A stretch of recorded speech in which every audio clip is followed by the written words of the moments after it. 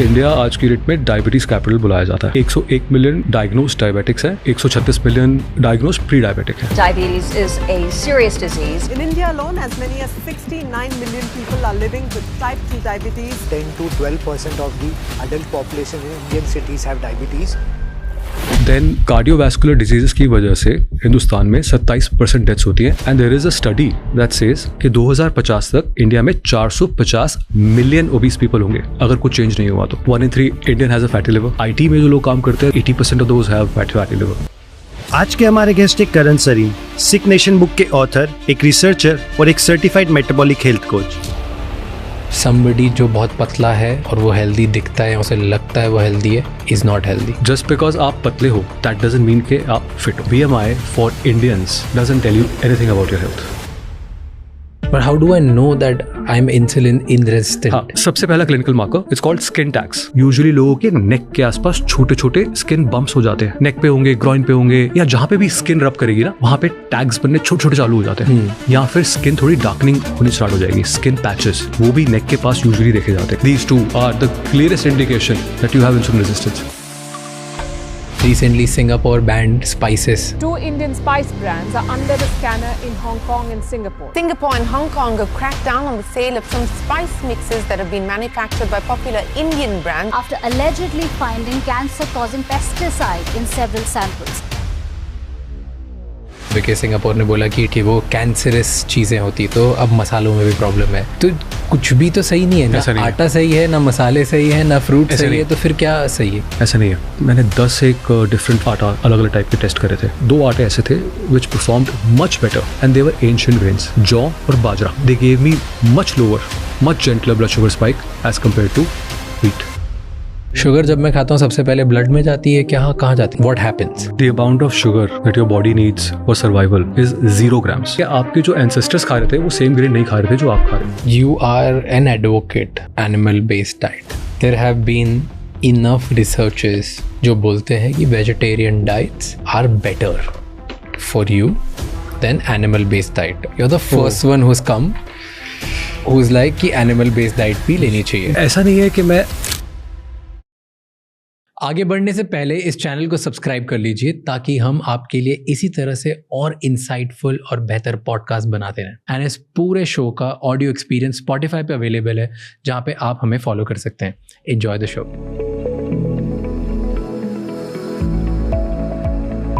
You mention a lot invisible crisis, right? क्या है invisible crisis? या इनविजिबल क्राइसिस के बारे में बात करने से पहले मैं आपको ये बताता हूँ कि प्रॉब्लम क्या है। ओके, तो आई थिंक ये तो हम सबको मालूम है कि इंडिया आज की डेट में डायबिटीज़ कैपिटल बुलाया जाता है, राइट? 101 मिलियन डायग्नोस्ड डायबिटिक्स हैं, 136 मिलियन डायग्नोस्ड प्री डायबिटिक हैं। ओके, देन कार्डियोवैस्कुलर डिजीजेस की वजह से हिंदुस्तान में 27% डेथ्स होती हैं, 27% of all deaths. Okay, cardiovascular disease is only getting younger. India में एवरेज एज आज की डेट में for a heart attack is 53। Internationally average age of heart attack is 63। So we Indians tend to get heart attack a decade earlier. ठीक है, अगर हम obesity की बात करें तो ओबेसिटी 40% प्रिवेलेंस है आज की डेट में and there is a study that says कि 2050 तक इंडिया में 450 मिलियन ओबीस पीपल होंगे अगर कुछ चेंज नहीं हुआ तो। 450 million. Fatty liver, 1 in 3 Indian has a fatty liver, right? अभी पीछे एक रिपोर्ट आई थी, उसमें तो और भी क्रेजी था कि आईटी में जो लोग काम करते हैं they have like 80% of those have fatty liver. फिर अगर आप बात करो neuro degenerative disease, Alzheimer, dementia, that is on the rise. हमारी 20% पॉपुलेशन 2050 में 60 साल से ऊपर की होगी। ठीक है, हम सिर्फ डायबिटीज़ क्राइसिस नहीं फेस कर रहे हैं, हम डिमेंशिया क्राइसिस फेस करने वाले हैं बहुत जल्दी।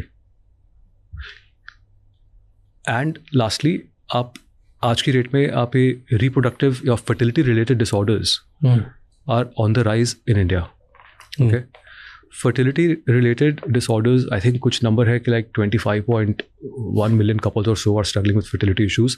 मेन में सबसे कॉमन है इरेक्टाइल डिसफंक्शन, फीमेल्स में सबसे कॉमन है PCOS, and they all are getting younger and younger day by day. Erectile dysfunction पहले होता था 30s and 40s में, आज की डेट में 40s and 50s में, आज की डेट में 30s में जो मैंने उनको इरेक्टाइल डिस्फंक्शन का प्रॉब्लम हो रहा है. PCOS जो है it is getting younger again. It used to happen later, but now teenage girls में भी PCOS is very commonly coming forward. I have a teenage daughter, तो मुझे पर्सनली डर लगता है. ये जो मैंने आपको सारी चीज़ें बोली, that's metabolic dysfunction. This cluster of problem is called a metabolic dysfunction. ये 7 या 6 अलग अलग बीमारियां नहीं हैं. They are connected. It's a cluster of problem. If you have one, there is a very strong chance you will develop other, maybe at a different point in your life. Erectile dysfunction. अभी पीछे एक study अभी I think इसी साल आई थी या 2025 में या 2024 में आई है स्टडी. उस स्टडी का टाइटल था Erectile dysfunction is the first symptom of insulin resistance. And erectile dysfunction अगर आपको 30s में है तो I am forgetting the exact figures, but आपको आपकी 40s-50s में कार्डियोवैस्कुलर इवेंट का risk is 3 to 4 times higher. अगर आपको डायबिटीज़ है तो कार्डियोवैस्कुलर इवेंट का risk is 3 to 4 times higher. So this is a cluster of problem. They all manifest differently in different people, but the chances of having one disease and having another such disease later in life are pretty high. तो इसको हम metabolic dysfunction बोला जाता है. Okay so this is the metabolic epidemic. We are facing an epidemic and हम इसके बारे में उतनी बात करनी रहे जितनी हमें करनी चाहिए. क्या होता है मेटाबॉलिक डिस्फंक्शन? सबसे पहले एक्चुअली उससे पहले मैं एक बात बोलूँ जो मुझे सबसे ज़्यादा हर्ट करती है. This is not only manageable, this is actually reversible as well.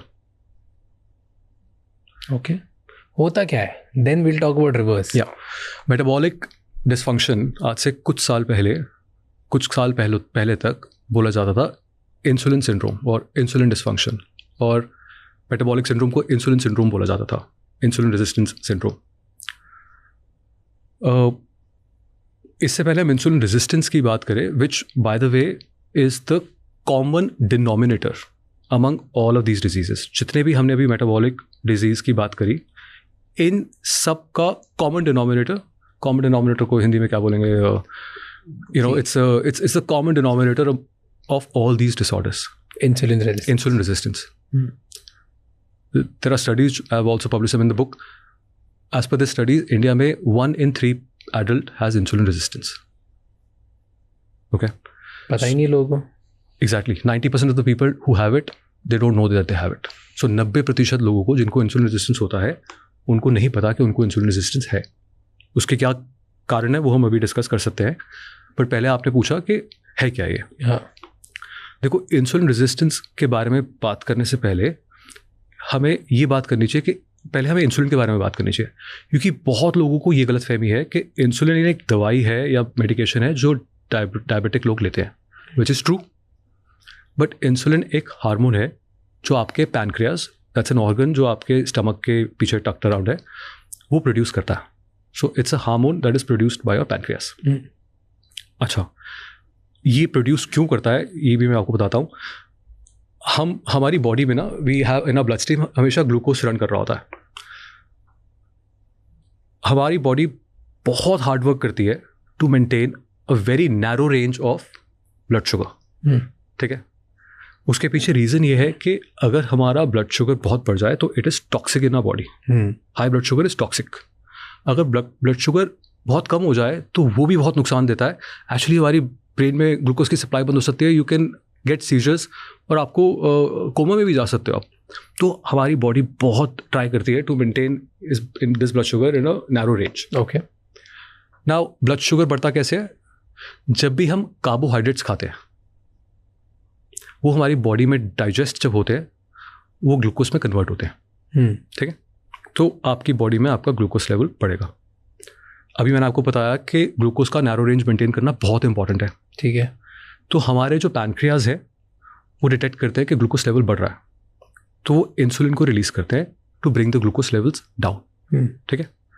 Insulin ये कैसे करता है? इंसुलिन जो हमारी एक्सेस ग्लूकोज ब्लड स्ट्रीम में रन कर रही है, उसको एक्चुअली लेके नहीं जाता, लेकिन वो उसको डिस्पोज ऑफ करता है हमारे वेरियस टिश्यूज़ में. फॉर एग्जाम्पल 2 डिस्पोजल साइट सबसे ज़्यादा कॉमन है. एक है आपका मसल टिश्यू, स्केलेटल मसल, दूसरा है आपके फैट सेल्स. तो इंसुलिन का काम क्या है? इंसुलिन आप ये समझ लो बाउंसर है. आपके पैनक्रियाज ने बाउंसर भेजा मसल टिश्यू पे, मसल टिश्यू बाउंसर ने नॉक किया, उसने बोला कि एक्सेस ब्लड शुगर है, इसको कंज्यूम कर ले. And the same logic goes आपके फैट सेल्स में भी. ओके. तो इंसुलिन आपका ब्लड शुगर का अपटेक फैसिलिटेट कराता है इन टिश्यूज में. Okay. Now what happens is कि जब ये जो हमारे टिश्यूज है, मसल टिश्यू की अगर बात करूं, ये 2 चीज़ें करते हैं जब वो ग्लूकोज कंज्यूम करते हैं. यहाँ तो उसको इमीडिएटली एनर्जी में कन्वर्ट कर देंगे ताकि आप उसको यूज़ कर पाओ, बट अगर आपको अभी इमीडिएटली एनर्जी की यूज़ नहीं है तो वो उसको स्टोर कर लेंगे for future use. That's the logic. That is how insulin brings our blood sugar down. Okay. Blood sugar down लाने के बाद नेचुरल प्रोसेस ये है कि इंसुलिन भी आपकी बॉडी में कम हो जाएगा. अपना काम कर लिया उसने, उस बाउंसर ने, वो कम हो जाएगा. This is the natural process, physiology. ठीक है. अनफॉर्चुनेटली, सो ये इंसुलिन का फंक्शन है, यहाँ तक हम क्लियर है. तो अनफॉर्चुनेटली हम आज की डेट में अपने आप को इस एनवायरनमेंट में पा रहे हैं कि ये इंसुलिन नीचे नहीं आ रहा है. ये इंसुलिन कॉन्स्टेंटली हमारी बॉडी में ऊपर रहता है. इसको समझाना, मैं आपको एक एग्जांपल से समझाता हूँ, ईजी रहेगा. अधिकतर लोग सुबह उठते हैं, ब्रेकफास्ट करते हैं. मेजॉरिटी घरों में क्या ब्रेकफास्ट होता है? पोहा, इडली, डोसा, नॉर्थ में पराठा, पूड़ी आलू. ठीक है. मॉडर्न घरों में कॉर्नफ्लेक्स, सीरियल्स, राइट. ये जितने भी हमने, ये कॉमन ब्रेकफास्ट हैं, टॉप 7 होंगे I think. Bread sandwich, bread vada pav sandwich. Perfect. ये सब आर मेजरली कार्बोहाइड्रेट्स. ठीक है. Almost 70% of this of all of the items that we have just talked about, ये सब कार्बोहाइड्रेट्स हैं. तो अब आपने सुबह आपने उठा, आपने कहा कि आज मैं थोड़ा लाइट हेल्दी ब्रेकफास्ट करूँगा, पोहा खाऊंगा मैं. तो आपने पोहा खा लिया. अब आपका वो बॉडी में जब डाइजेस्ट होगा तो वो ग्लूकोज में कन्वर्ट होगा, राइट. अब आपका ब्लड ग्लूकोज लेवल ऊपर गया. पैनक्रियाज ने डिटेक्ट किया कि ब्लड ग्लूकोज बढ़ रहा है, तो उसने इंसुलिन रिलीज करी. तो हमारी इंसुलिन आई to take care of the glucose. Normal इंसान के अंदर ब्लड ग्लूकोज 2 घंटे में नीचे आ जाता है. ओके. जो हेल्दी लोग होते हैं. बट इंसुलिन जो है ना, वो थोड़ी सी देर और एक्स्ट्रा रहता है, because insulin wants to make sure कि कोई भी एक्सेस ग्लूकोज ना रह जाए. तो आप ये सब रफली समझ चलोगे 2-3 घंटे आपका इंसुलिन एलिवेटेड रहा to take care of the glucose जो आपने खाई. अब हम आ जाते हैं मिड मॉर्निंग, 11-12 बज रहे हैं. ठीक है. ऑफिस पहुंच गए हम, चाय चाहिए. चाय में क्या? चाय यूजुअली शक्कर के साथ. यहाँ हम सोचेंगे हम वो गुड़ डाल लेते हैं उसमें, जाके. अब चाय पी रहे हैं तो साथ में कुकी भी चाहिए या रस चाहिए. ये सब क्या है? Carbohydrates, simple sugar. तो आपने दोबारा अपनी बॉडी में ग्लूकोज बढ़ा लिया. अभी वो जो इंसुलिन पिछली मील से नीचे नहीं आया था, इट वाज हाई, बट अब आपने और ग्लूकोज लोड डाल लिया. तो अब वो सिर्फ हाई नहीं रहेगा, वो और इंसुलिन आपका पैनक्रियाज प्रोड्यूस करेगा to take care of the extra जो अभी आपने ग्लूकोज डाला, राइट. तो अब इंसुलिन फिर हाई है. 2-3 घंटे इस प्रोसेस में लगे. अब हम लंच तक आ गए. मेजॉरिटी लोग लंच में क्या खाते हैं? रोटी सब्जी, दाल चावल, राजमा चावल, कड़ी चावल, राइट. या रोटी सब्जी, कार्बोहाइड्रेट्स. तो आपने फिर ग्लूकोज बढ़ा लिया. तो अभी सुबह से दोपहर हो गई, इंसुलिन अभी भी आपकी बॉडी में हाई रन कर रहा है, राइट. देन इवनिंग हो गई, कुछ स्नैक चाहिए. मेजॉरिटी लोग स्नैक क्या खाते हैं? समोसा. क्या है वो? भेल, कचौड़ी. वो तो कार्ब ऑन कार्ब है. आलू ऑन मैदा और मैदा ऑन आलू, व्हाटएवर, राइट.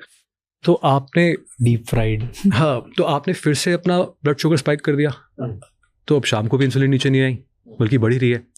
इवेंचुअली आपकी बॉडी सोच रही है यार अब रात आ रही है, मे भी इंसान अब शायद ब्रेक देगा मुझे. हम घर जाते हैं, डिनर कर लेते हैं. डिनर में क्या खाते हैं? रोटी होगी, हो सकता है कि थोड़ा प्रोटीन मिल जाएगा, पनीर खा लेंगे, दाल खा लेंगे, बट कार्बोहाइड्रेट मेजर कंपोनेंट होगा हमारी मील का. तो अब आपकी इंसुलिन सुबह से हाई थी, आपने फिर ग्लूकोज डाल के उसको और स्पाइक कर दिया. अब आप सोने जा रहे हो और आप एलिवेटेड इंसुलिन लेवल के साथ जा रहे हो. तो आपकी इंसुलिन क्रॉनिकली एलिवेटेड है for the entire day. This is called hyperinsulinemia. But unfortunately, it doesn't end here. हम इसी को day in day out repeat करते हैं. अगले दिन फिर करते हैं. So आपकी इंसुलिन लेवल्स बॉडी में are chronically elevated, and that causes insulin resistance. That's the number one cause of insulin resistance. There was a study recently, right, that out of tested Indians, 30.5% Indians showed. 1 in 3 Indian. So 30.5 is almost 1 in 3 Indian. Hyper इंसुलिनीमिया। पिटी क्या है कि 90% लोग जिनको ये है उनको पता ही नहीं है। उसके पीछे आपको रीज़न मालूम है क्या? उसके पीछे 3 रीज़न है। सबसे पहला रीज़न तो ये है, इंसुलिन रेजिस्टेंस जो है वो लार्जली एसिम्प्टोमेटिक होता है, ठीक है। इसके कोई ऑब्वियस सिम्टम्स नहीं है। आपको ऐसा नहीं कि बिल्कुल नहीं है, कुछ है, बट वो सिम्टम्स बहुत इजीली किसी और चीज़ से मिस्टेक हो जाते हैं, जैसे कि लेथार्जी, या मील्स के बाद वो सोने का एकदम से यू फील लेथार्जिक, या क्रेविंग कभी बहुत हाई होती है, शुगर क्रेविंग्स होती है। They are actually insulin resistance के अर्ली सिम्टम्स हैं। बट प्रॉब्लम क्या है कि ये किसी और रीज़न से भी हो सकते हैं, तो लोग ज़्यादातर इस पर ध्यान नहीं देते। अदरवाइज इंसुलिन रेजिस्टेंस जो है वो लार्जली एसिम्प्टोमेटिक है, उसका कोई सिम्टम नहीं है। You just defining me bro, like just then I will tell you what you need to do. ये एक पहला रीज़न है। दूसरा रीज़न, इसका जो प्रोग्रेशन है वो बहुत ही स्लो है। जब तक कि आपको पहला सिम्टम दिखेगा 10 साल निकल जाएंगे। सो इसका progression is anywhere from 10 to 15 years. अभी प्रोग्रेशन भी आई ब्रेक दैट डाउन। तो इसका प्रोग्रेशन बहुत स्लो है, इसलिए ये पता नहीं लगता और सिम्टम्स एसिम्प्टोमेटिक है। और तीसरा सबसे बड़ा कारण, हमारा जो मेडिकल सिस्टम है that is designed to treat diseases, वो डिजीज को प्रिवेंट करने के लिए नहीं बना है। अग्रीड, ठीक है। They look at wrong markers. हम ऑब्सेस्ड हैं अपने एनुअल चेकअप में फास्टिंग ब्लड ग्लूकोज को टेस्ट करने के लिए। हम ऑब्सेस्ड हैं HbA1c को लेके। हम सोचते हैं अगर ये ठीक है तो सब ठीक है। These are the late stage markers, ये लास्ट में जाके आपको हाई दिखाएंगे। तो हम जो सही चीज़ है उसको पकड़ ही नहीं रहे हैं। So you are telling me 90% Indians are sick. 90% Indians उनको बीमारी है लेकिन उन्हें पता ही नहीं है. They are unaware. The research says 1 in 3 Indian. Okay. 30% of the population So has 30% insulin of the resistance. people. उनमें से 90% को मालूम नहीं है कि उनको इंसुलिन रेजिस्टेंस है. So you are telling me that 30%, almost 30% people have this problem in India. हर तीसरे इंसान को ये है, और उनमें से हर तीसरे इंसान को जिसको है उसे शायद ये पता ही नहीं कि वो बीमार है. तो उसे तो लग रहा है मैं हेल्दी हूँ. 100%. तो कैसे पता चलेगा कि ये तो रिसर्च बोल रही है. आप इनक्रेडिबल ICMR टाइप रिसर्च अगर आप देखोगे, अगर आप मेरे से मेरा पर्सनल पॉइंट ऑफ व्यू पूछोगे तो आई थिंक ये नंबर 1 in 3 से बहुत ज़्यादा. और मैं आपको I can actually give you data point इसके लिए. ICMR की ही स्टडी है. उन्होंने उसमें जिस स्टडी में इन्होंने ये बताया था कि 101 मिलियन डायबिटिक है इंडिया में, 136 मिलियन प्री डायबिटिक है. उसी स्टडी में एक डेटा पॉइंट और भी आया था कि जिन लोगों को डायबिटीज़ थी उनमें से 57% लोगों को तो पता ही नहीं था उनको डायबिटीज़ है. तो 57% were unaware that they have diabetes. तो अब आप इससे अगर इफ इसको अगर आप कोरिलेट करो तो अनडायग्नोस्ड केसेस कितने हैं and where that number would end, it is much higher. तो क्या, टेल मी, मतलब मुझे अगर पता करना हो आज कि मुझे इंसुलिन रेजिस्टेंस है कि नहीं है, ये कैसे पता चलेगा? बहुत सिंपल है. दैट्स द पिटी है कि इट्स सो सिंपल और हम नहीं कर रहे हैं. बिकॉज हाइपर इंसुलिनमेनिया जो होता है उसमें what I know is blood sugar normal दिखाता है. तो एक बार पता कैसे करना है वो बात करने से पहले इसकी प्रोग्रेशन की बात कर लेते हैं. उसके बाद I will answer your question कि पता कैसे करना है. ओके. अभी तक मैंने जो एग्जांपल आपको दिया था कि एक इंसान है, हेल्दी इंसान है, वो उसका हमने ईटिंग पैटर्न अभी डिस्कस किया. एंड बाय द वे ये ईटिंग पैटर्न एक एबनॉर्मल नहीं है, ये आई थिंक मेजॉरिटी लोगों का होगा जो हमने डिस्कस किया था. हाँ, ये एबनॉर्मल, ये इंडिया में नॉर्मल है. Exactly right.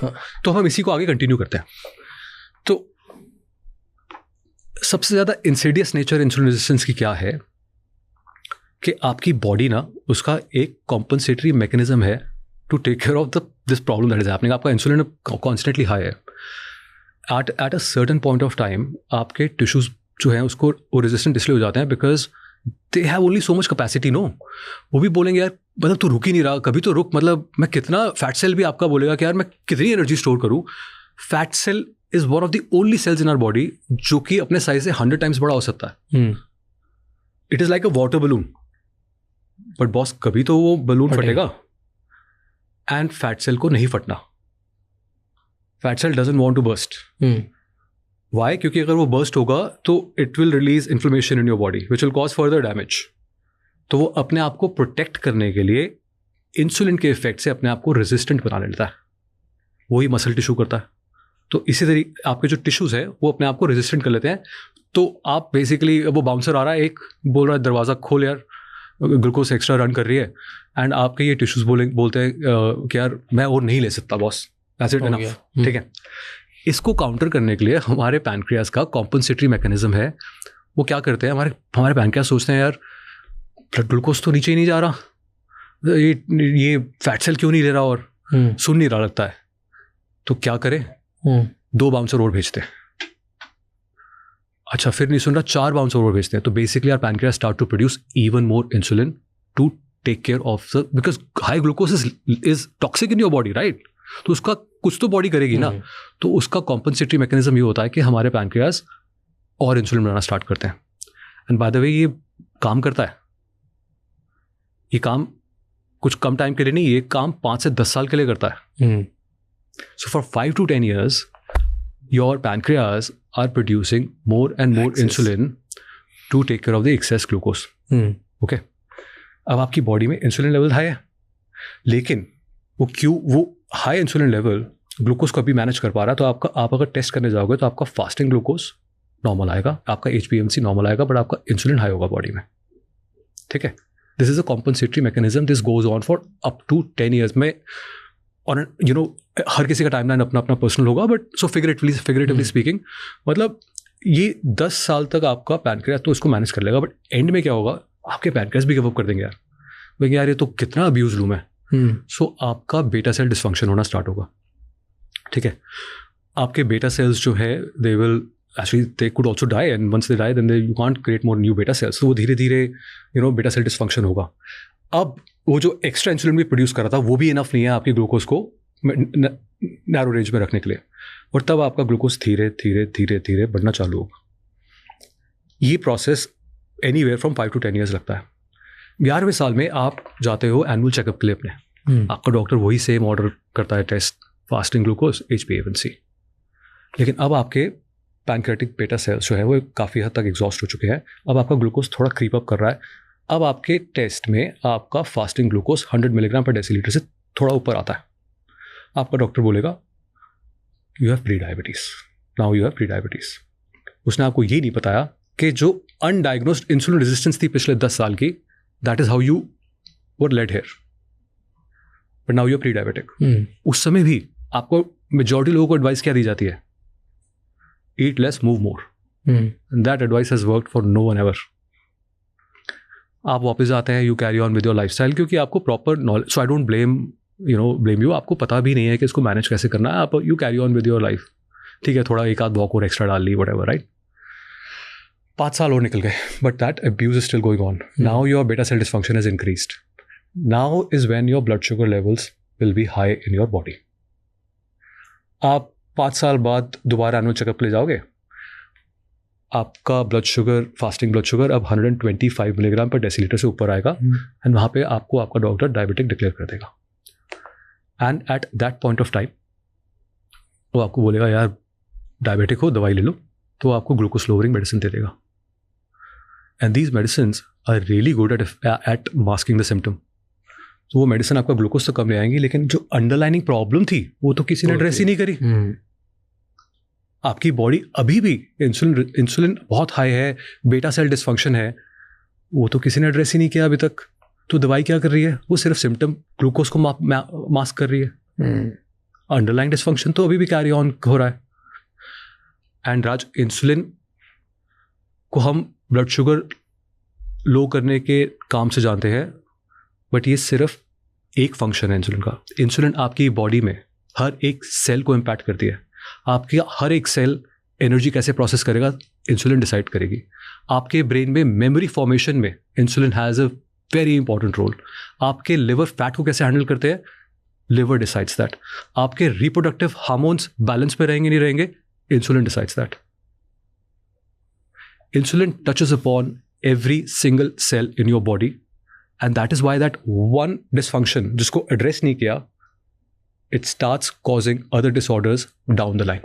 But how do I know that I'm insulin resistant? हाँ, इस बारे में बात करते हैं क्योंकि बहुत सिंपल है. Insulin resistant. Insulin resistance. Insulin resistance is bad. You want to be insulin sensitive. ठीक है, just to make sure कि terms clear है. हाँ. इसको डिटेक्ट करना इतना सिंपल है कि मुझे पिटी लगती है कि क्यों नहीं कर रहे. बताओ. आपको ब्लड टेस्ट की भी जरूरत नहीं है, but I would definitely suggest कि ब्लड टेस्ट के बारे में बात करेंगे, एंड आई विल सजेस्ट कि ब्लड टेस्ट करो, रेगुलरली करो, इनफैक्ट प्रोएक्टिव बनो अपनी हेल्थ को लेके. बट एक्चुअली ब्लड टेस्ट की भी जरूरत नहीं है.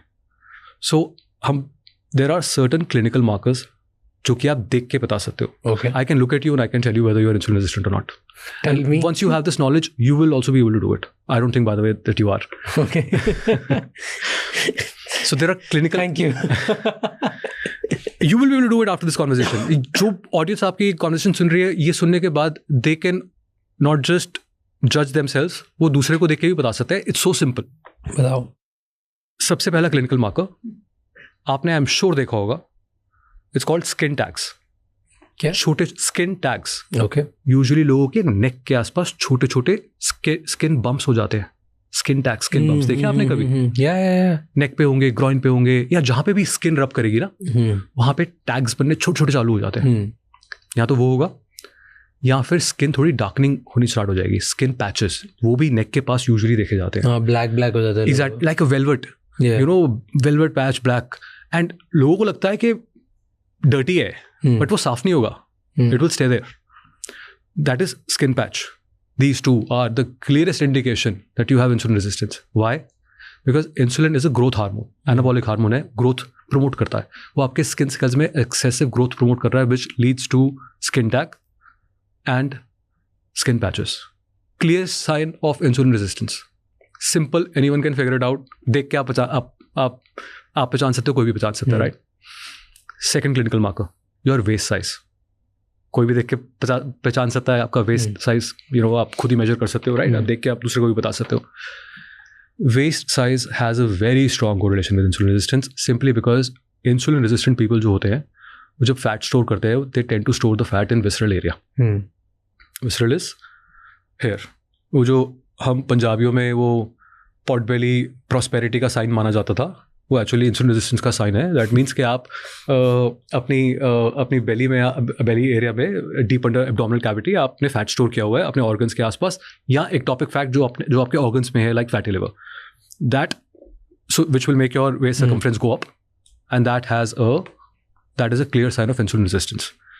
इसकी गाइडलाइंस भी हैं. Typically for men it goes, I think it goes like 90 centimeters और लेस, और for women 80 centimeters of less. But उससे बेटर मेजर ये है, बिकॉज वो आपकी बॉडी के लिए एडजस्ट करता है, कि आपकी जो वेस्ट है that should be half of your height. तो अगर आप 160 सेंटीमीटर की आपकी हाइट है, तो आपका waist size should be 80 centimeters और लेस. उससे ऊपर है, that means you have visceral fat. अगर आपको विसरल फैट है, तो there is a pretty good chance that you are insulin resistant. ठीक है, second clinical marker. Third clinical marker, high blood pressure.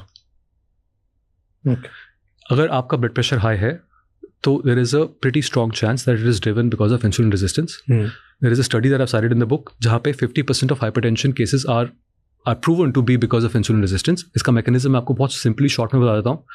जब आपका insulin high होता है body में, वो एक हार्मोन एल्डोस्टेरोन एक हार्मोन है, उसकी प्रोडक्शन को इंक्रीज करता है. एल्डोस्टेरोन आपकी किडनी को सॉल्ट रिटेन करने के लिए फोर्स करता है. जहाँ पे सॉल्ट जाएगी वहाँ पे वाटर जाएगा, तो वाटर रिटेंशन ज़्यादा होगी, तो आपका ब्लड फ्लो बढ़ेगा, ब्लड प्रेशर बढ़ेगा. सिंपल लॉजिक है. तो अगर आपका ब्लड प्रेशर हाई है, then there is a possibility that you have a insulin resistance. Okay, so that's the third marker. Fourth marker, if you have erectile dysfunction in men and PCOS in women, there is a very strong chance that you are insulin resistant. 70% of PCOS cases are driven because of insulin resistance as per the research. And erectile dysfunction के बारे में मैंने आपको पहले बताया. मैंने आपको बताया उस स्टडी के बारे में, जिस स्टडी का टाइटल ही ये था कि insulin resistance is the erectile dysfunction is the first symptom of insulin resistance. तो अगर ये है, तो that it is a very strong chance. So just to wrap up, clinical markers, आपका skin, excessive skin growth in form of skin tags, skin patches, your waist circumference, high blood pressure, ED and PCOS. Simple है ये तो मतलब everyone can figure it out, right? True. With this knowledge. But what about, you were saying something? I was going to go to blood markers. Go ahead. तो अगर आपको ये marker जो clinical markers है आपको इनमें से किसी में भी शक है that you fall you have any of these और अगर नहीं भी है तो भी आई वुड हाईली रिकमेंड कि आप फॉलोइंग ब्लड टेस्ट कराइए. मुझे समझ में नहीं आता I actually this pisses me off कि ये ब्लड टेस्ट हमारे रेगुलर चेकअप्स में क्यों नहीं हो रहे हैं. मतलब हम लेट स्टेज मार्कर्स को चेक कर रहे हैं, फास्टिंग ग्लूकोज, HbA1c जो 15 साल के बाद जाके पड़ेगा, वो जो पहले 15 साल जो मार्कर पड़ेगा हम उसको टेस्ट ही नहीं कर रहे. And that is fasting insulin. Fasting insulin is a simple blood test. Almost every lab will do it. आप घर पे नहीं कर सकते बिकॉज हार्मोन को मेजर करना है तो it's not as simple as वो ब्लड शुगर वाला जो घर पे आप कर सकते हो. सो आपको लैब के पास ही जाना पड़ेगा. बट आई थिंक हिंदुस्तान में every lab would do it and it is cheap test. Under $500, 500 रुपये से कम में. आई एम प्रीटी श्योर कई जगहों पे तो उससे भी सस्ते में है. Fasting insulin will tell you कि आपकी बॉडी में इंसुलिन लेवल्स क्या है. उससे ज़्यादा डायरेक्ट मार्कर क्या ही आपको मिलेगा. अगर आपकी फास्टिंग इंसुलिन लेवल्स एलिवेटेड है that is a clear sign of insulin resistance. पर एक वार्निंग मैं साथ में इसके बताना चाहता हूँ and this makes me more angry. जब आप ये ब्लड टेस्ट ऑर्डर करोगे आपका रिजल्ट आएगा, उस पर रेफरेंस रेंज लिखी रहेगी. उस रेफरेंस रेंज में लिखा होगा up to 25 is normal. I can guarantee you अगर आपका फास्टिंग इंसुलिन 25 है you are deeply insulin resistant. Deeply. Do not mistake that number that you are fine. But आपकी लैब रेफरेंस रेंज 25 को normal बोलेगी. क्यों? जो रेफरेंसेज होती है that is not never an optimal range. वो पॉपुलेशन लेवल पे होती है. पॉपुलेशन लेवल की एवरेज होती है जो रेफरेंस रेंज दी जाती है. तो अगर एज अ पॉपुलेशन हम अनहेल्दी हो रहे हैं, मेटाबॉलिकली अनफिट हो रहे हैं तो वो एवरेज बढ़ती जाएगी. 100 बीमार है तो हमारा भी एवरेज बीमार ठीक है. That is how reference range is given in every lab report. खाली इंसुलिन इसके फास्टिंग के लिए नहीं बोल रहा हूँ. एवरी लैब रिपोर्ट में जो रेफरेंसेज होती है that is the average of population. So अगर आपका वो रिपोर्ट 25 जो वो नॉर्मल बोल रहे हैं अगर वो है तो you are insulin resistant. You want that number to be 5 और बिलो. 5 या उससे बिलो फास्टिंग इंसुलिन लेवल आपको चाहिए. 5 to 7 is good. 7 to 10 is early resistance. 10 and above is insulin resistance. Crazy. But then there's this phenomena which is called thin fat phenomena, right? कि toffee, thin outside, fat inside. So what is that? And why somebody जो बहुत पतला है और वो healthy दिखता है, उसे लगता है वो healthy है, is not healthy. जैसे आपने बोला thin outside, fat inside. Scientifically speaking, इसको और भी काफ़ी terms से बोला जाता है. इसके ऊपर काफ़ी स्टडी हुई है. आपने सुना होगा thrifty genome type, Asian Indian paradox, Indian thin fat phenotype. Doctor Chittaranjan Yajnik है पुणे में, वर्ल्ड के टॉप 2% रिसर्चर्स में आते हैं. उन्होंने इंडियन थिन फैट फिनोटाइप के पायनियर रहे हैं वो. So all of these things they in essence say the same thing. Short headline ये है कि जस्ट बिकॉज आप पतले हो दैट डजंट मीन कि आप फिट हो. तो जो घर में मॉम्स होती हैं, मॉम को लगता है कि उनका बच्चा अगर पतला है तो वो तो हेल्दी है, फिट है, तो उसे और खिलाना चाहिए और ज़्यादा मोटा करना चाहिए because technically that person is healthy. या which is scientifically and research will tell you that's not true. उसके पीछे रीज़न ये है because actually let me tell you something more interesting पहले, then I will come to this. आपको पता है BMI जो आपके वेट का वेट के बारे में बताता है इज द वर्स्ट प्रॉक्सी और ऑफ योर हेल्थ. BMI हर कोई तो BMI टेस्ट करता है. BMI for Indians doesn't tell you anything about your health. Why I'm hearing this for the first time? Yeah, there is research. I've cited it in the book. आप अगर वो research देखोगे तो what that research found, Indians tend to develop metabolic disorder. हम Indian जो है metabolic disorder कम BMI पे हमें होता है as compared to westerners. Typical BMI range क्या होती है? 25 is for overweight and 30 is for obese. I don't know if you know this. India के लिए ये BMI range already रिवाइज कर दी गई है इंडिया में now it is 23 for overweight and 27.5 for obese. Really? Simply because the research will tell you कि हम लोग metabolic dysfunction कम weight और कम BMI पे हमें होता है. क्यों? Indians को metabolic dysfunction BMI at 23 के आसपास शो होना स्टार्ट हो जाता है. यही एक वेस्टर्नर होगा, Caucasian, European, they have a much bigger threshold. उनको metabolic dysfunction बहुत हाई BMI पे होगा एज कम्पेयर टू अस. तो सबसे पहले आप ये समझ लो कि BMI और weight is a terrible marker, simply because it is all about our fat cells. BMI हमें वेट बताता है, बट BMI हमें ये नहीं बताता आपके फैट के बारे में कि वो जो आपका फैट है वो स्टोर कहाँ पे हुआ है. BMI ये नहीं बताता कि आपकी मेटाबॉलिक स्टेटस हेल्थ कैसी है. BMI ये नहीं बताता कि आपका फैट सेल जो है उसका कैरेक्टरिस्टिक्स क्या है. उसके बारे में I tell you about all of these 3 things. हमारे जो फैट सेल्स, हमारे जो फैट है, it matters. 2 things matters a lot when it comes to storing fat. First is कि आप उसको स्टोर कहाँ पे कर रहे हो, एंड सेकेंडली आप उसको स्टोर कैसे कर रहे हो. फैट स्टोर करने के बॉडी में 2-3 जगह हैं. एक है एक को हम बोलते हैं सबक्यूटेनियस फैट, जो कि स्किन के नीचे होता है. Okay. Which by the way is a very healthy way of storing fat. आप उसको एनर्जी में कन्वर्ट कर सकते हो सबक्यूटेनियस फैट को, and it is metabolically a healthy way to store fat. दूसरा, जब हम फैट स्टोर करते हैं हम अपने विसरल एरिया में करते हैं. योर विसरल एरिया है आपके डीप एब्डोमिनल कैविटी में, आपके ऑर्गन्स के आसपास, या ऑर्गन्स में ही हम फैट स्टोर करते हैं, जिसको एक्टोपिक फैट बोला जाता है. Visceral fat and ectopic fat are the worst places to store fat. आप मेटाबॉलिकली अनहेल्दी होगे, they will directly influence your insulin resistance and cause metabolic dysfunction.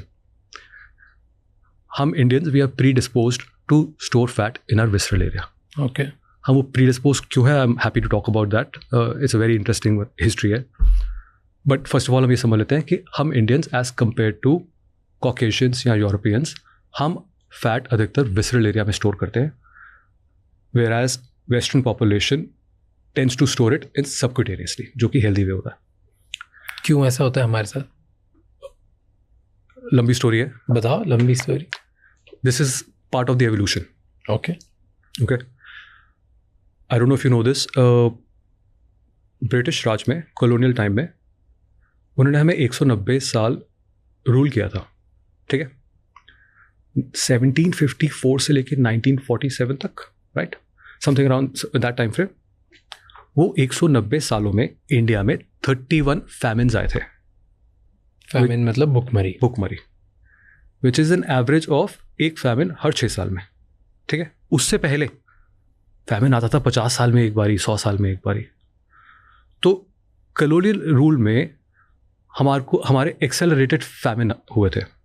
And bye the वे ये किसी नेचुरल कैलामिटी की वजह से नहीं हुए थे, ये पॉलिसीज़ की वजह से हुए थे. ब्रिटिशर्स की पॉलिसीज़ की वजह से ये फैमिन्स आए थे. दे प्रायोरिटाइज्ड फार्मर्स को, they force to produce cash crops.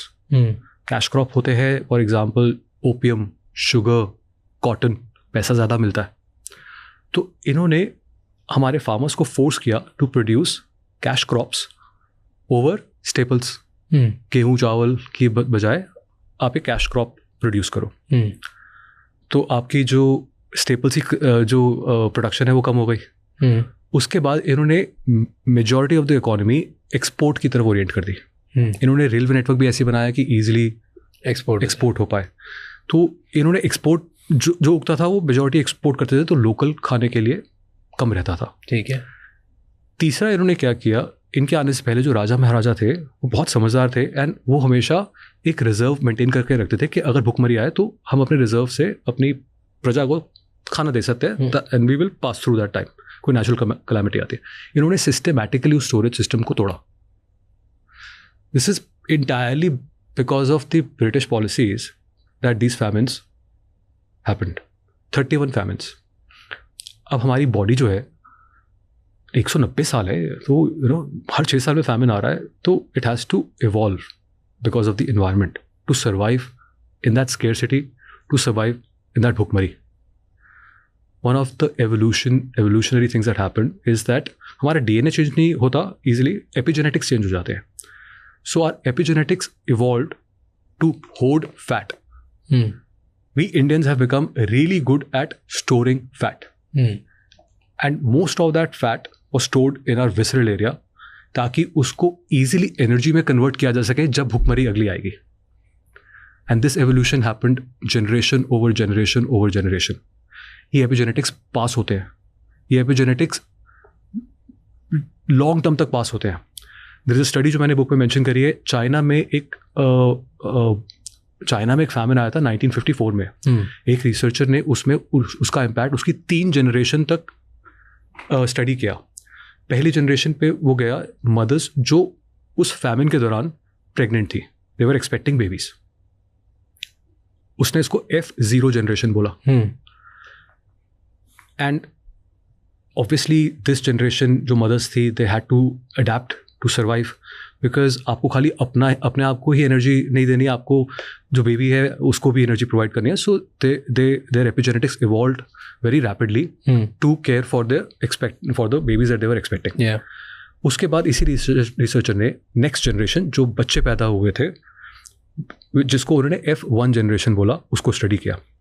इन बच्चों ने डायरेक्टली खुद फैमिन कभी एक्सपीरियंस नहीं किया, बट ये उस समय मदर के पेट में थे जब फैमिन था. What he found that generation had 75% higher risk of diabetes or metabolic dysfunction. 75%. And that generation never experienced famine. वो वहाँ पे नहीं रुका, वो उनके बच्चों के पास गया. So basically grand children of F0 generation. ये तो इतनी बाद में पैदा हुए एंड इन्होंने तो डायरेक्टली कभी फैमिन के आसपास भी नहीं गए, देखा भी समझा भी नहीं. हाँ. Their chances of diabetes were 2 times higher than average. So you have to understand कि epigenetics जो है वो change होते हैं. They evolve for survival and they are passed on from generation to generation. हमारा जो we have gone through an extreme famine phase. हमारी body is a survivor body. ठीक है.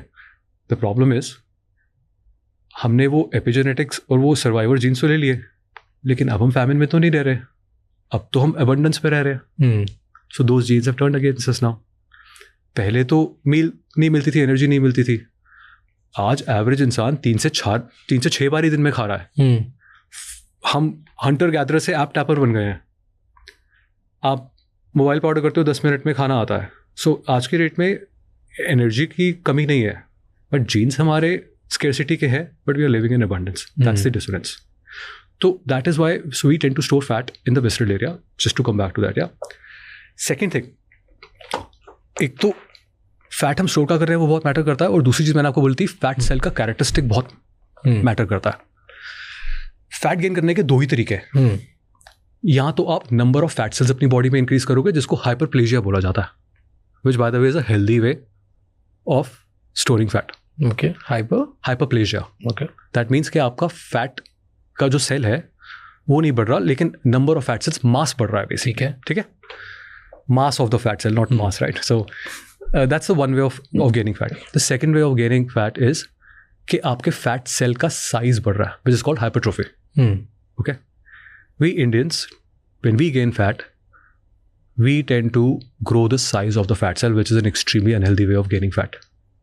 हमारे फैट सेल का साइज बढ़ता है, हम नंबर ऑफ सेल्स नहीं मल्टीप्लाई करते. And this is how we designed. This is how we designed. There is a research, I have it in the book, जहाँ पे मैंने एक्चुअली इमेजेस भी यूज़ करी है. उस रिसर्च में उन्होंने कॉकेशियन लोगों के फैट सेल्स और साउथ एशियन लोगों के फैट सेल्स को कंपेयर किया था, and they found that Caucasians tend to have smaller fat cells but more fat cells, and South Asians tend to have less fat cells but bigger fat cells. Why this is a problem? मैंने आपको पहले भी बोला था fat cell बड़ा नहीं होना चाहता, क्योंकि वो बहुत बड़ा हो जाएगा तो इवेंचुअली बर्स्ट करेगा, तो वो अपने आप को इंसुलिन रेजिस्टेंट बना लेता है. तो that is why we are predisposed for insulin resistance. True. That is what is happening. So we tend to grow the size of the fat cell. But then, so sorry, just to finish up, that's why BMI is a terrible marker, because BMI only tells you कि आपका wait क्या है. BMI does not tell you कि आप fat store का कर रहे हो. BMI does not tell you कि आपके फैट सेल का कैरेक्टरिस्टिक क्या है, and obviously that does not tell you कि आपकी मेटाबॉलिक हेल्थ क्या है. But then what's the better alternative if हम BMI को नहीं माने एज अ मार्कर कि मैं हेल्दी हूँ अनहेल्दी हूँ, मोटा हूँ कि पतला हूँ, मैं अंदर से फैट हूँ कि नहीं हूँ. Is it a visceral fat marker? Is that what you are suggesting? 5 चीज़ें हैं. इसको हार्मोनाइज्ड क्राइटेरिया बोला जाता है science, according to science. There are 5 things. 3 or 4 of them are related to your blood test. So अगर आपका fasting blood sugar 100 से ऊपर है, अगर आपके ट्रिग्लिसराइड्स 150 से ऊपर है, अगर आपका HDL 50 या 50 से नीचे है, अगर आपका ब्लड प्रेशर 130/80 से ऊपर है, 4th and 5th is your आपका वेस्ट सर्कमफ्रेंस, जो मैंने आपको पहले बताया था, 90 centimetre for man, 80 centimetre for women. इन 5 चीज़ों में से अगर 3 चीज़ें हैं, then you have a metabolic syndrome.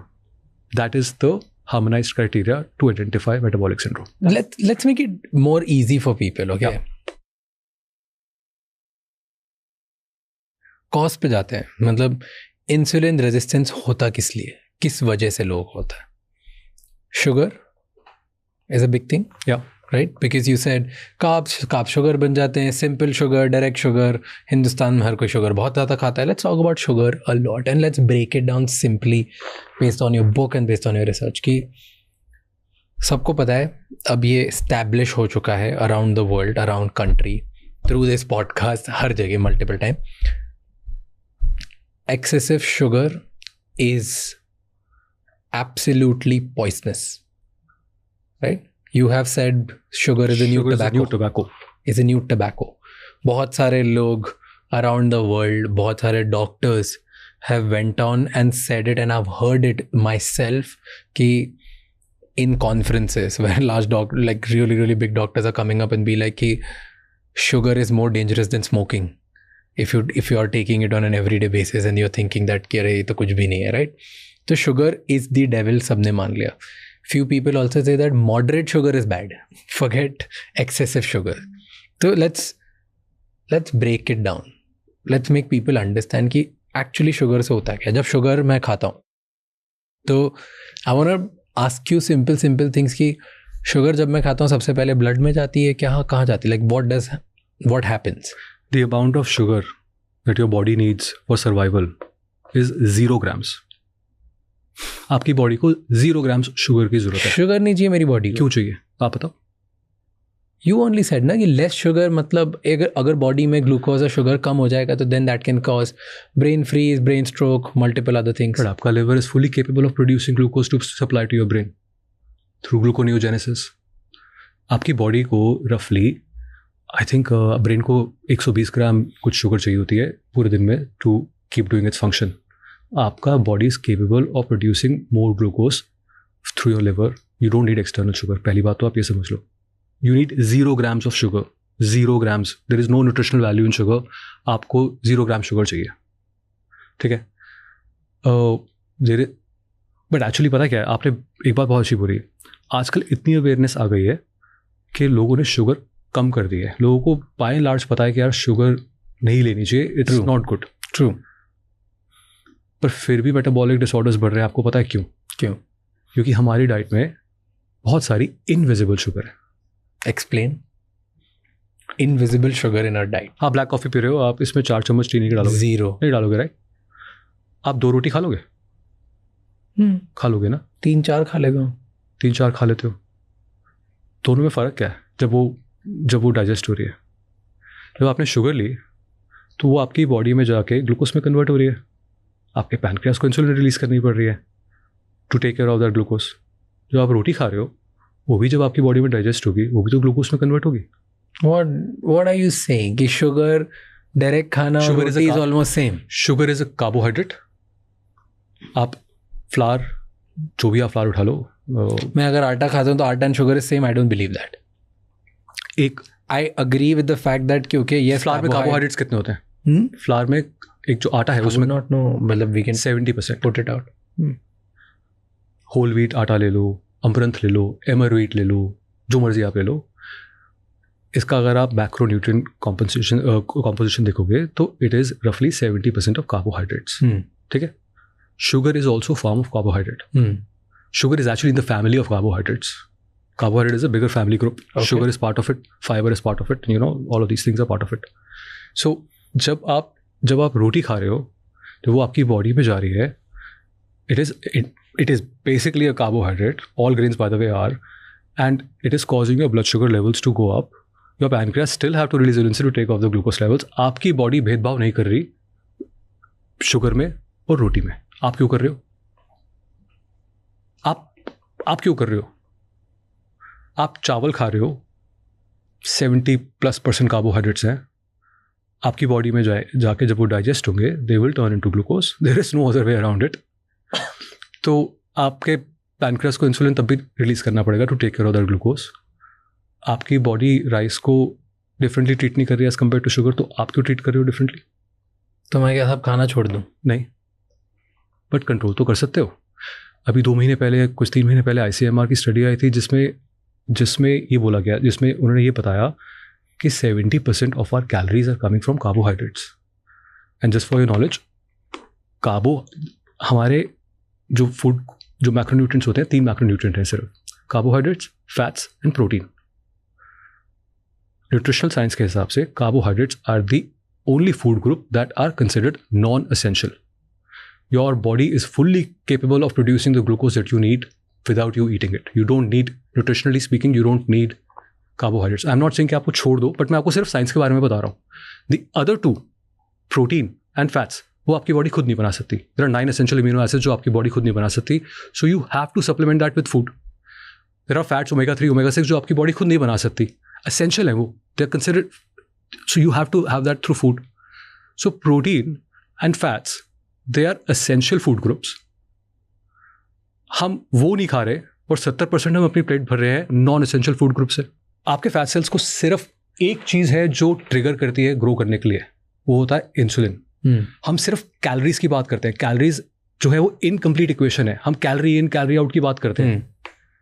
Of course calories matter करती है, बट वो कैलोरीज स्टोर करने के लिए they need someone, they need a trigger, and that trigger is insulin. अगर आपकी बॉडी में इंसुलिन लो है, you are in a fat burning state, you are not in a fat storage mode.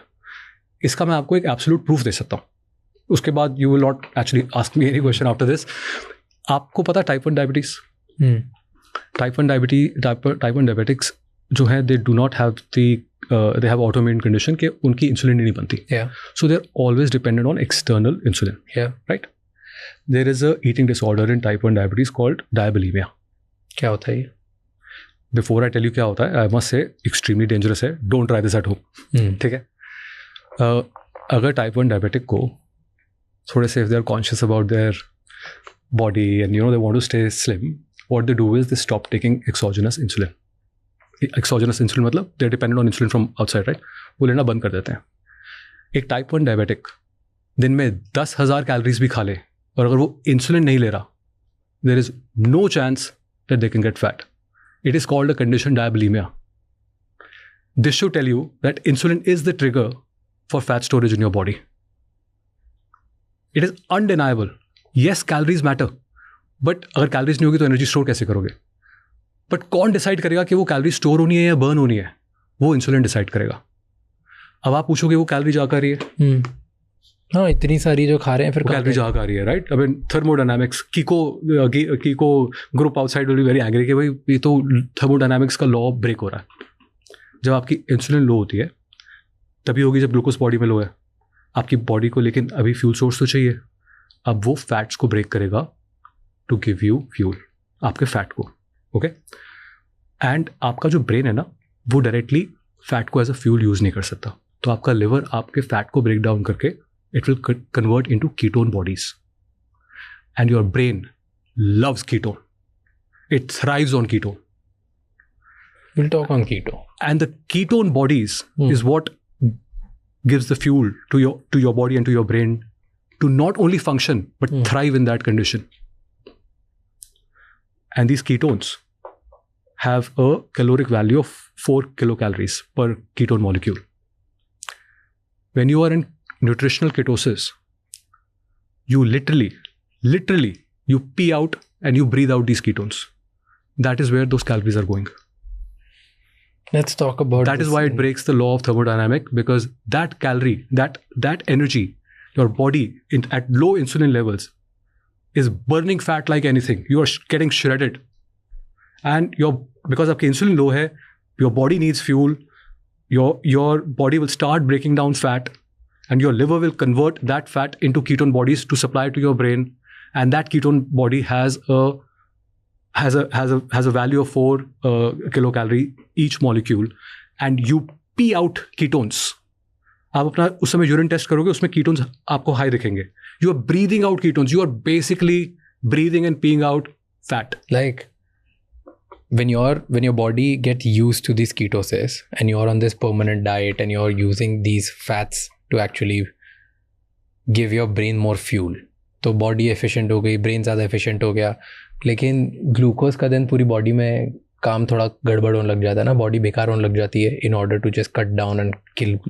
यार आप आज से you go back to hunter gatherer time frame. आप अगर उस टाइम फ्रेम में जाओगे, हम वहाँ पे we were in a constant state of nutritional ketosis वहाँ पे, और and we were in the state, we were switching between ketose and glucose. अगर आप हंटर गैदरर्स पे जाओगे एंड ह्यूमन एवोल्यूशन अगर आप देखोगे, for 1.8 million years we have been hunter gatherers. ठीक है, जब आप हंटर गैदरर हो तो सबसे पहले क्या होगा कि फूड आपको हर समय अवेलेबल नहीं होगा. ट्रू. ठीक है, आपको फूड हंट करना है. Okay, so you are always in between feasting and famine. Natural state थी वो हमारी. We were built for that by the way. 1.8 million years. Agriculture सिर्फ 10,000 साल पहले आया है, एंड आई थिंक इंडस्ट्रियलाइजेशन तो और भी रिसेंट है. So for 1.8 million years we were hunter gatherers. We were supposed to be in fasted and fed state.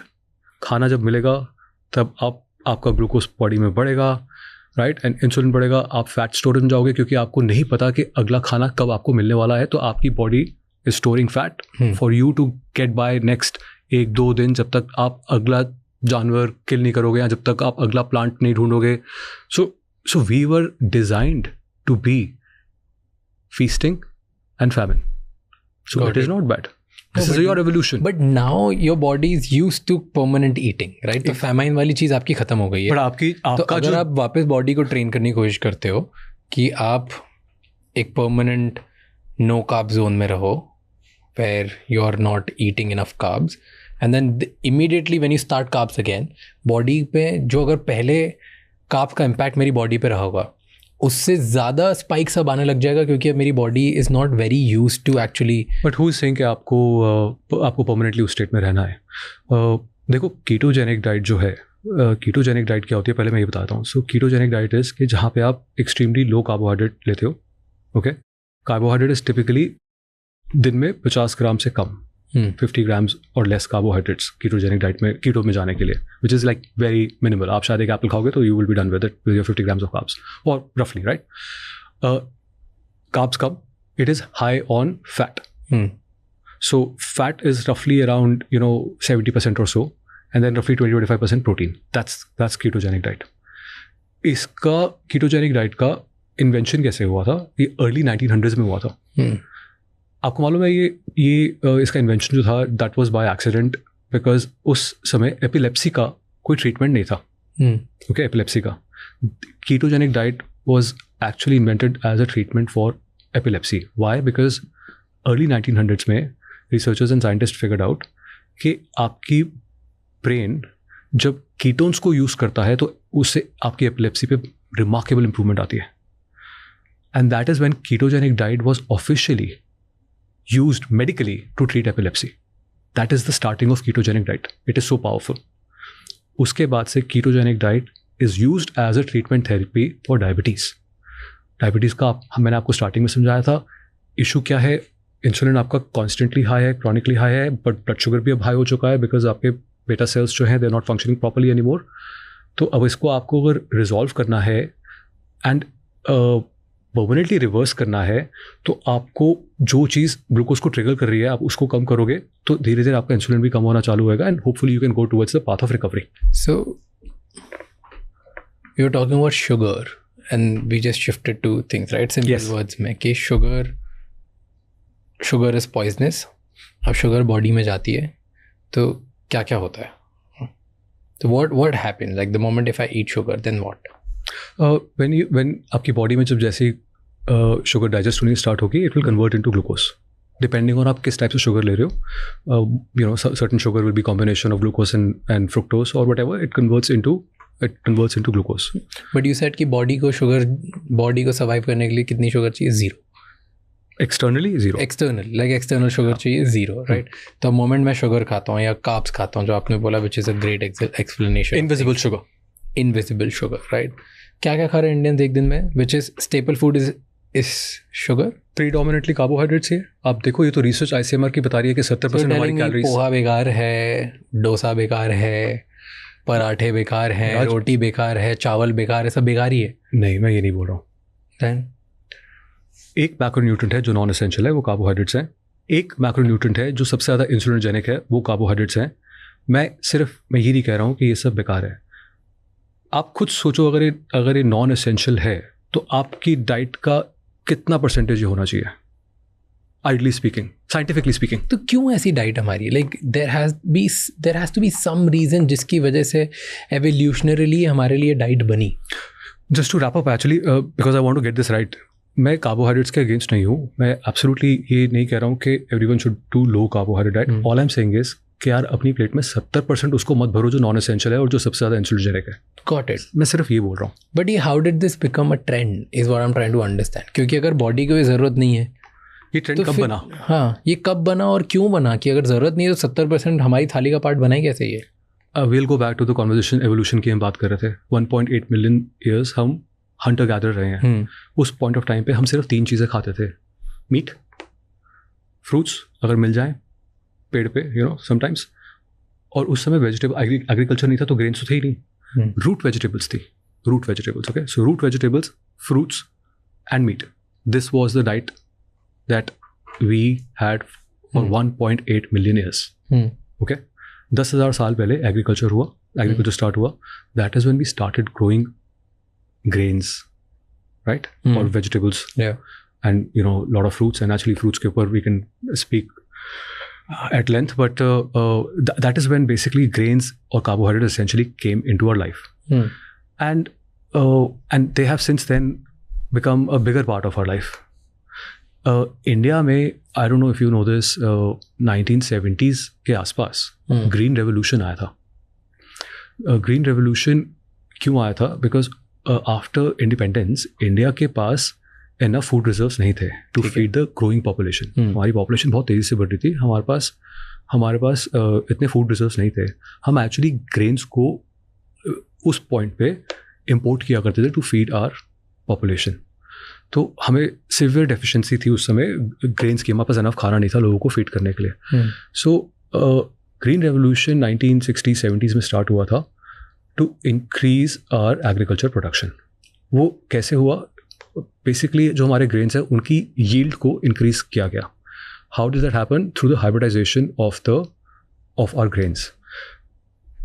Green revolution से पहले अगर आप वीट का पौधा देखोगे, it use to be really tall. वो टॉल था, विंड प्रोन है, टूटेगा जल्दी.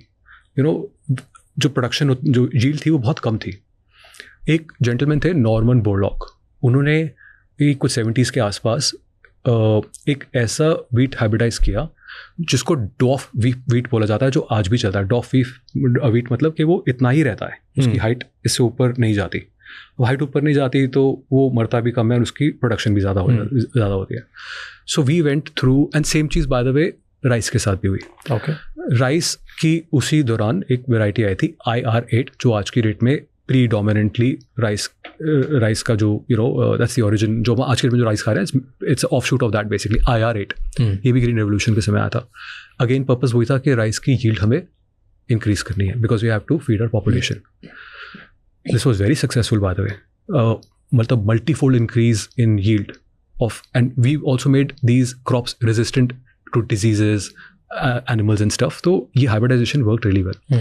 But one thing that this hybridization did was that it changed the structure of the grain. Grain में typically 2 टाइप के starches होते हैं, amylopectin और amylase.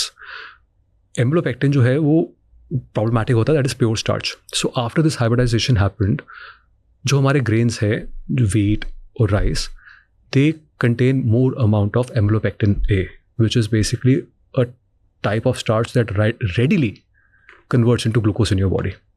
Okay. So हमने उस समय अपनी पॉपुलेशन को खाना देने के लिए we went through this green revolution and it was very effective, but we fundamentally changed the grains that we are eating today. तो जब लोग मुझे इंस्टाग्राम पे बोलते हैं ना कि हमारे परदादा खा रहे थे इसको, तो आज कैसे ये खराब हो सकता है, उसका आंसर ये है कि आपके जो एंसेस्टर्स खा रहे थे वो सेम ग्रेन नहीं खा रहे थे जो आप खा रहे हो. You have to first of all understand that. So that is how we were led hair.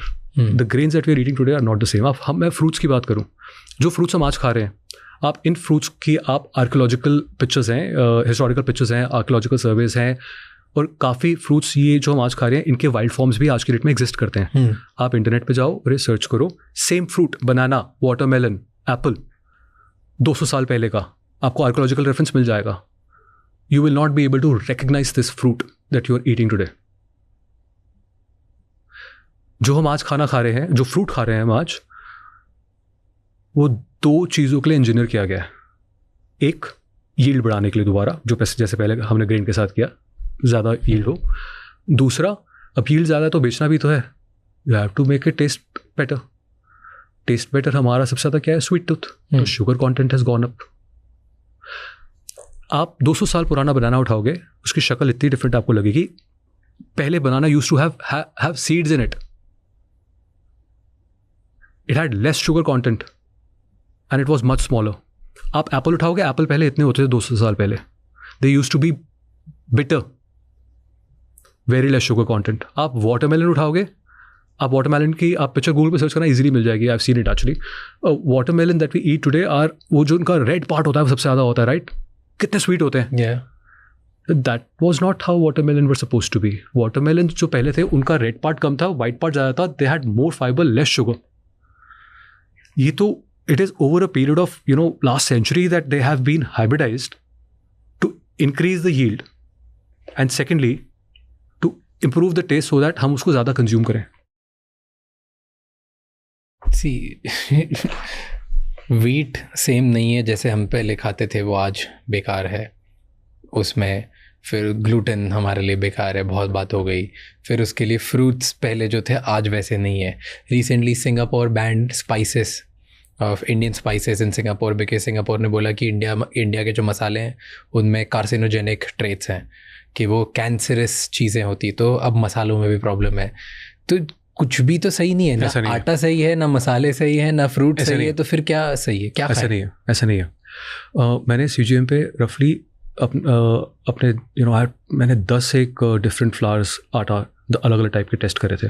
Okay, because मैं मेरे जो CGM रिजल्ट है वो आपके CGM रिजल्ट से बहुत अलग होंगे. सो this is not an absolute truth for you, but directionally same होगा. ओके, डायरेक्शनल इंसाइट्स जो है वो सेम मिलेंगे आपको. मैंने बहुत सारे डिफरेंट आटे टेस्ट किए थे, बिकॉज रोटी तो घर में रोज़ बनती है यार. मेरे घर में भी मॉम डैड भी रोज़ खाते हैं. So what I found in my test was that there were 2 flours और 2 आटे ऐसे थे which performed much better than this wheat, and they were ancient grains.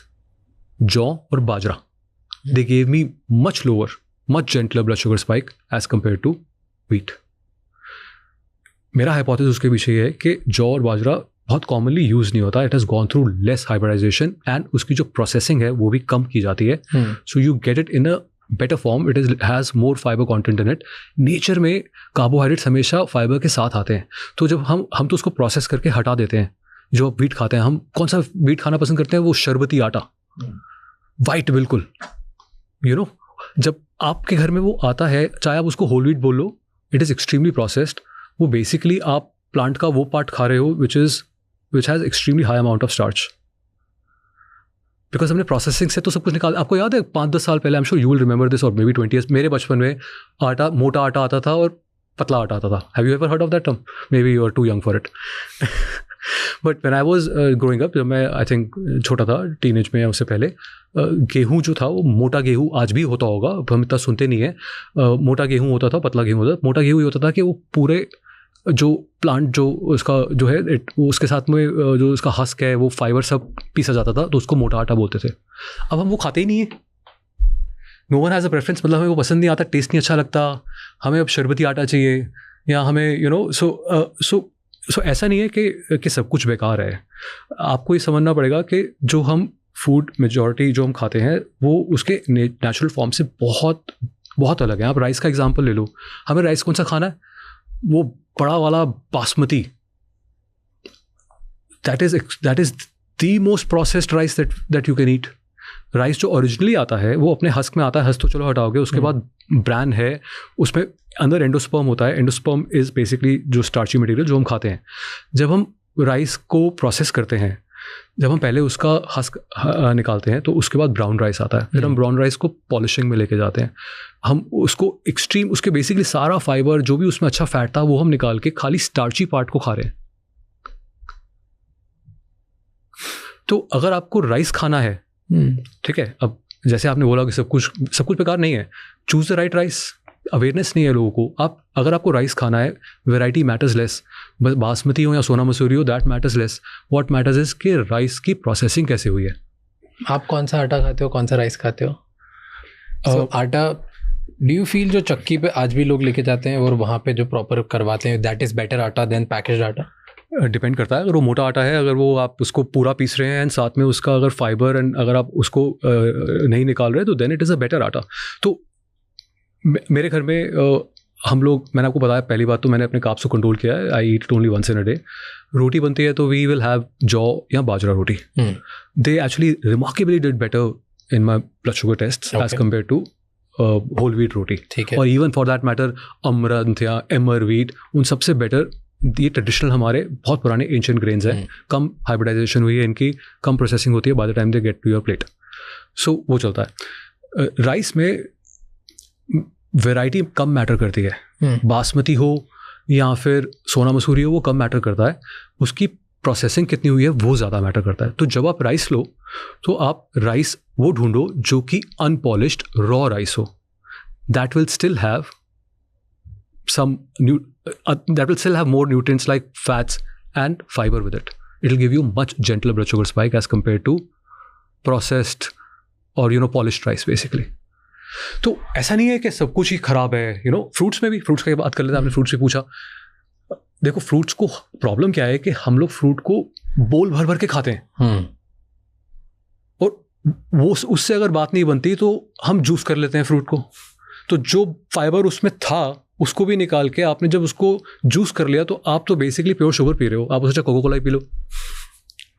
तो जो लोग जूस को हेल्दी समझ रहे हैं, एक्चुअली आप पी के अपने ब्लड शुगर पे टेस्ट करके देखिए, your blood sugar will spike through the roof after consuming. So अगर आपको फ्रूट खाना है तो प्लीज़ उसको मील मत समझो, उसको डेजर्ट समझो। ठीक है, आप उसको एक तो पहली बात एम्प्टी स्टमक पे मत खाओ। Have it after your meal, क्योंकि तब आपने ऑलरेडी होपफुली मील अच्छी खाई है तो उसमें कुछ प्रोटीन फैट्स वगैरह हैं। उसके ऊपर से आप उसके बाद आप फ्रूट खाओ, कम क्वांटिटी में खाओ, उसको एज अ डेजर्ट समझ के खाओ, उसको मेन मील समझ के बोल भर के मत खाओ। एंड उसको प्लीज़ जूस तो मत करो। एंड अगर आपको उसमें भी ऑप्टिमाइज करना है तो देयर आर सर्टन फ्रूट्स जिनमें शुगर कंटेंट कम रहता है। ये होते हैं non tropical fruits. Tropical fruits जो ट्रॉपिकल एरिया में होते हैं, आपके मैंगो हो गया, all of these fruits for example जो ट्रॉपिकल एरिया में पैदा होते हैं, बिकॉज ये इतने इस क्लाइमेट में पैदा होते हैं तो ये राइप भी ज़्यादा होते हैं। एंड जैसे जैसे फ्रूट राइप होगा उसका शुगर कंटेंट बढ़ता रहेगा। So these fruits, banana, whatever, इनका शुगर कंटेंट जो है यूजुअली हाई होता है। अगर आप नॉन ट्रॉपिकल जो थोड़े ठंडे एरिया में फ्रूट्स होते हैं, आप उनको देखोगे उनमें शुगर कंटेंट कम होगा, जिसमें बेसिकली आपकी बेरीज की फैमिली है सारी, फॉर एग्जाम्पल, वो नॉन ट्रॉपिकल फ्रूट बोली जाती है। आप वो खाओगे तो आपका ऐसा नहीं कि उसमें भी शुगर थोड़ी बहुत तो होती है, but much less than the tropical fruits. तो आप थोड़ा फूड सिलेक्शन पे ध्यान दे दो, आप क्वांटिटी पे ध्यान दे दो। उसको एज अ मील बोल भर के मत खाओ, उसको एज अ डेजर्ट समझ के खाओ, because it is a dessert. And empty stomach मत खाओ, और प्लीज़ भगवान के लिए उसको जूस मत करो।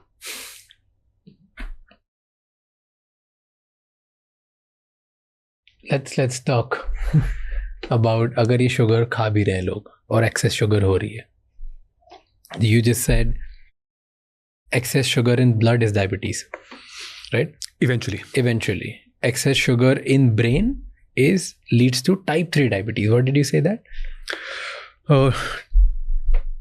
So neurodegenerative disease जो है, they have a very close link with metabolic disorder. They're actually part of the metabolic जो cluster जो मैंने आपको बताया था, they're part of this disease. Type 3 diabetes. इसको आज की डेट में साइंटिस्ट टाइप 3 डायबिटीज बोलते हैं. एक्सप्लेन करो लोगों को टाइप 3 डायबिटीज क्या बोलते हैं, किस चीज को टाइप 3 डायबिटीज. तो सिर्फ एक नाम दिया गया है न्यूरोडिजेनरेटिव डिजीज को, डिमेंशिया, अल्जाइमर वगैरह को. क्या होता है इसमें? डिमेंशिया, इट्स बेसिकली आप you forgetful. Usually old age में you will find people are basically becoming more forgetful, right, and brain functions पे कॉम्प्रोमाइज आता है. ये यूजुअली ओल्ड एज में ज़्यादा दिखता है. जैसे कि मैंने आपको बताया, हमारी इंडियन पॉपुलेशन 2050 तक 20% 60 से ऊपर लोग होंगे. एंड अगर हमने जो आज हम डायबिटीज़ क्राइसिस देख रहे हैं, हम 2050 में डिमेंशिया क्राइसिस देख रहे होंगे. Simple reason being because insulin resistance has a direct impact on your brain health. इसके भी वेरियस मैकेनिज्म्स हैं. जैसे मैंने आपको हार्ट के बताए थे, there are various mechanisms for this as well. First of all, आपकी ब्रेन में पहले बिलीफ ये होता था कि अगर आपको अल्जाइमर है, वो एक एमुलाइड करके एक प्रोटीन होता है, वो आपकी ब्रेन में ज़्यादा पाया जाता है, वो कॉज करता है. एक्चुअली इंसुलिन जो है वो उसको प्रोटीन वेस्ट बोला जाता है. Insulin has a very important role in clearing that from your brain. So if your brain is resistant of insulin, then that ability goes down. मैंने आपको बताया था, insulin plays a very important role in memory formation and learning. अगर आपके insulin receptors जो brain में compromise insulin resistance है, तो आपकी memory formation which is the hallmark of dementia and learning ability is deeply impacted. तीसरा mechanism ये है कि अगर आप कीटोजेनिक स्टेट में नहीं हो, तो आपका ब्रेन ग्लूकोज पे हाईली डिपेंडेंट है, राइट. उसको ग्लूकोज चाहिए to do the normal function. Now you're insulin resistant, so your glucose supply or energy supply to brain is compromised, which makes your brain less efficient. So there is a very undeniable relationship between insulin resistance and neurodegenerative disease to an extent. There is a research that was and I've cited that research in my book, जिसमें जिन लोगों को dementia था, उनके brain को बाद में analyse किया गया था, एंड दे फाउंड कि उन लोगों के ब्रेन में इंसुलिन रिसेप्टर्स जो थे, they were defective, which is basically insulin resistance. So science is now come to a conclusion that neurodegenerative diseases are, that's why they are called type 3, they are being called type 3 diabetes now. हमने type 3 की बात करी, हमने type 4 की बात नहीं करी अभी तक. टाइप 4 भी है. मतलब अभी मैं इसमें कि भाई इंसुलिन रेजिस्टेंस और शुगर ज़्यादा होने से मेरी बॉडी में पहले तो डायबिटीज़ होती थी, फिर स्किन के ऊपर आया कि ज़्यादा शुगर होने से स्किन में तुम्हें रिंकल्स ज़्यादा हो जाएंगे, फिर उसके बाद फैटी लिवर आया कि ज़्यादा शुगर अगर लिवर में है तो फैटी लिवर हो जाएगा, देन ज़्यादा शुगर होने से मेमोरी लॉस होने लग जाएगा, डिमेंशिया होने लग जाएगा, अल्जाइमर्स हो जाएगा, लोग हिलने डुलने लग जाते हैं, ब्रेन को कोऑर्डिनेटिव एबिलिटीज़ कम होती है. ये सब इनफ नहीं था. राज, मेरी किताब का टाइटल है one dysfunction multiple disease, because इसकी जो ब्रांचेस हैं, मैंने आपको पहले बताया, इंसुलिन खाली आपकी बॉडी में ब्लड शुगर नहीं कंट्रोल करता. इंसुलिन हर एक सेल पे उसका इम्पैक्ट है. आपका हर एक सेल एनर्जी कैसे प्रोसेस करेगा वो इंसुलिन डिसाइड करेगा. आपकी ब्रेन में मेमोरी फॉर्मेशन इंसुलिन डिसाइड करेगा. आपका लिवर फैट कैसे प्रोसेस कर रहा है वो इंसुलिन डिसाइड करेगा. आपके सेक्स हार्मोन्स बैलेंस पे रहेंगे नहीं रहेंगे वो इंसुलिन डिसाइड करेगा. वो ब्रांचेस होती है ना, it has branches. That is why it is called a cluster of problems. Metabolic dysfunction is a cluster of problems. It is not one disease. It is a cluster of diseases. Type 4 diabetes is a relatively new scientific term. ये typically आपके fertility issues को लेके बोला जाता है. Okay? Fertility issues women के अंदर the most common is PCOS. हाँ, ठीक है. PCOS, जैसे मैंने पहले बोला था, कुछ साल पहले तक PCOS वुमेन में I think 30s and 40s में हुआ करता था कॉमनली. आज के डेट में टीनेजर्स में हो रहा है. एक स्टडी है जो मैंने बुक में भी साइट करी है, जिसने दे फाउंड दैट इंडिया में 1 in 5 women who is in reproductive age has PCOS. That means 20% of women population that is in reproductive age has PCOS. So it is very widespread. It is getting younger. और एक और research है which says that 70% of PCOS cases are driven by insulin resistance. इसका mechanism बहुत simple है, मैं आपको बता देता हूँ. अगेन 3-4 मैकेनिज्म्स हैं. बेसिकली जब आपका इंसुलिन एक वुमन की बॉडी में हाई होता है, what it does is it actually promotes the growth of androgen. Androgen जो है वो इट इज़ सिमिलर टू जो मेल हार्मोन होता है टेस्टोस्टेरोन, उसके सिमिलर है. सो women with PCOS will have high level of androgen, which means testosterone in their body, and low levels of estrogen. That is the opposite of what they want for a good ovulation. Yeah. Okay. So that is a direct mechanism जो insulin resistance impact करता है. But normally ये problem होती नहीं है, क्योंकि आपका जो लिवर है वो एक एंजाइम बनाता है, sex binding hormone globulin, SHBG. Okay. ये हार्मोन क्या करता है, ये बना इसी के लिए फॉल बैक मैकेनिज्म है कि यार एक हार्मोन बढ़ रहा है तो ये एंजाइम उस हार्मोन के साथ बाइंड करेगा और उसको इनएक्टिव फॉर्म में ले आएगा. ये हमारा डिफेंस मैकेनिज्म बॉडी में बन रखा है. तो बेसिकली इस वुमेन जो इसको PCOS है उसकी बॉडी इन नॉर्मल केस ये SHBG एंजाइम बनाएगी जो कि टेस्टोस्टेरोन के साथ बाइंड करेगी और उस टेस्टोस्टेरोन को इनएक्टिव कर देगी. But unfortunately insulin resistant women में ये एंजाइम की production is hampered. So now they have not only high testosterone, they have high free testosterone which deeply impacts their ovulation health. Third mechanism, for a woman to have an ovulation, एक आपने सुना होगा luteinizing hormone and FSH का balance, एक ratio hormones का maintain होना चाहिए. तो इंसुलिन क्या करता है, वो luteinizing हार्मोन की प्रोडक्शन को बढ़ा देता है एंड FSH कम रहता है. तो आपका जो LH एंड FSH की रेशो है वो बिगड़ जाती है इन वुमेन में जिनको PCOS होता है. That further promotes the production of androgen, तो प्रॉब्लम वर्स होती है. ठीक है. एंड देन लास्ट मैकेनिज्म क्या है इंसुलिन का, मैंने आपको आई थिंक अभी तीसरी बार बता रहा हूँ कि insulin is a growth hormone, anabolic. जो ओवरीज में फॉलिकल मैच्योर होते हैं उसके लिए उनको इंसुलिन लगता है, तभी वो मैच्योर हो पाते हैं. अब आप इंसुलिन रेजिस्टेंट हो तो वो फॉलिकल्स मैच्योर नहीं हो पाते. That is the polycystic part of PCOS. These 4 different mechanisms together of insulin resistance cause PCOS. And it doesn't end here. ये vicious cycle है. जब आपकी बॉडी में इंसुलिन हाई होगी, टेस्टोस्टेरोन हाई होंगे, ये SHBG लो होगा, that will promote fat gain in women and mostly around visceral area. तभी PCOS जिन वुमेन को होता है they struggle with their weight. ये vicious cycle है. अब आप visceral area में जब फैट स्टोर करते हो, that is an inflammatory fat which makes insulin resistance worse. So it's a vicious cycle. And what about men?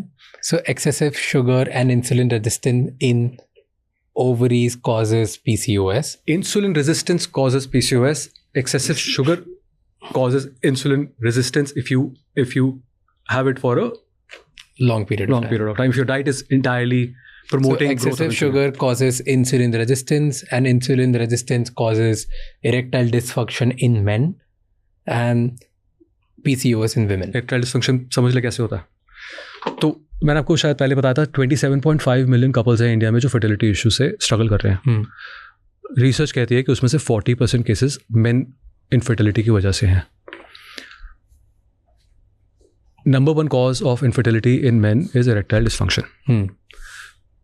पहले erectile dysfunction was old men problem. 40s 50s में आता था.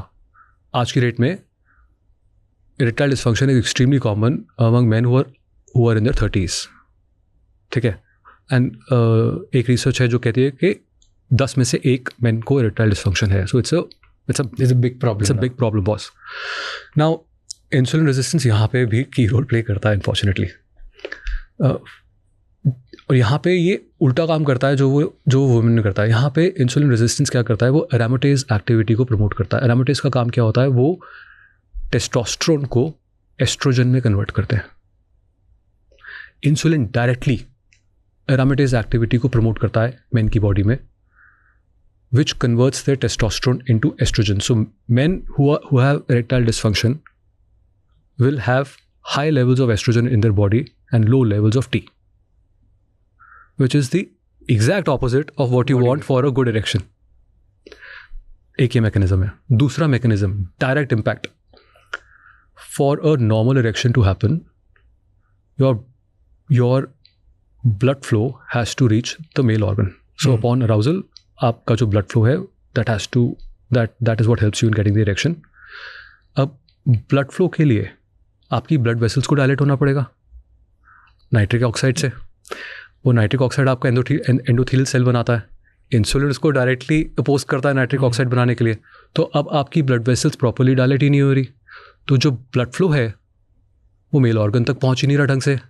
तो obviously erection achieve करना मुश्किल होगा. मैंने अपनी किताब में एक फंडामेंटल समझाया है which I have called big rocks principle. ठीक है, व्हाट इज इट?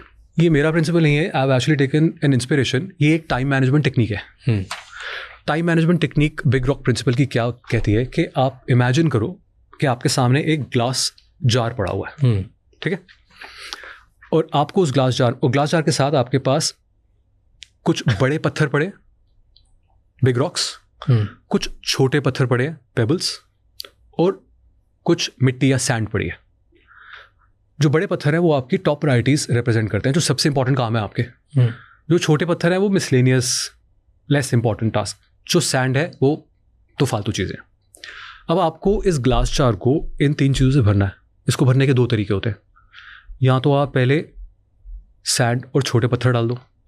जब आप वो डाल दोगे तो आपके पास बड़े पत्थर डालने की जगह उसमें नहीं रह जाएगी. तो आपने अपने फालतू काम तो कर लिए, लेकिन जो सबसे इंपॉर्टेंट था वो नहीं कर पाया. दूसरा तरीका ये है कि आप बड़े पत्थरों को पहले डाल दो और सैंड को उसके पास नेचुरली आसपास सेटल हो जाने दो.